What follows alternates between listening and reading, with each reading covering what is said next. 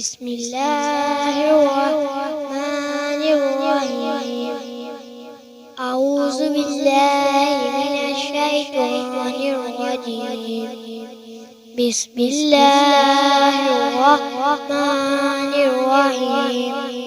قل أعوذ برب الناس مالك الناس إله الناس من شر الوسواس الخناس الذي يوسوس في صدور الناس من الجنة والناس.